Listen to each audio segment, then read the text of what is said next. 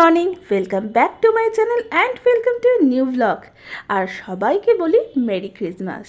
আর দেখছো ক্রিসমাসের দিনে আকাশের মুখ একদম ভার।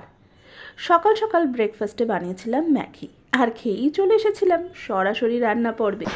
আর আজকের মেনু কিন্তু একেবারে সিম্পল, সাদাসিধে। ওই দেরাদুন রাইসের ভাত হবে একটু, তার সাথে গোল গোল বেগুন ভাজা, গোল আলু ভাজা আর চিকেন। ওই যে দেখালাম চিকেনটা ম্যারিনেট করে রাখা রয়েছে। বাটিটা দেখে আবার যেন কেউ কোনো খারাপ কমেন্ট করো না। বাটিটার বয়স কত জানো? ওই নিয়ার অ্যাবাউট 40 থেকে 42 বছর। আর এই যে চাকিটা দেখছো, এরও বয়স ওই একই রকম। আসলে জানো এগুলো কিন্তু সবই আমার শাশুড়ি মার বাসন। আর এই যে চাকিটা দেখছো, এটা আমার দাদা শ্বশুর মশাই বানিয়ে দিয়েছিলেন শাশুড়ি মার প্রথম দিনের সংসারের শুরুতে।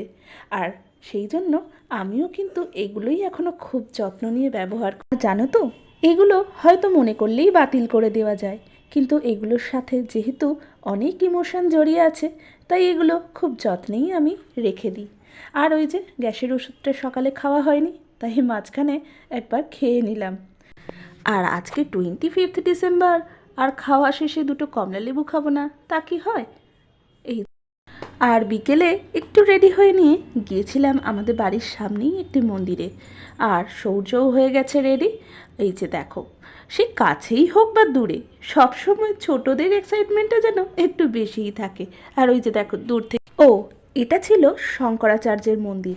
আর জানো তো, এখানে ভিডিও ক্যামেরা স্ট্রিক্টলি প্রোহিবিটেড, তো সেই জন্য কোনো ভিডিও শ্যুট করতেই পারি। আর বাড়ি এসেই বসে পড়েছিলাম ক্রিসমাসের সবচেয়ে বড় আকর্ষণ, এই কেক নিয়ে।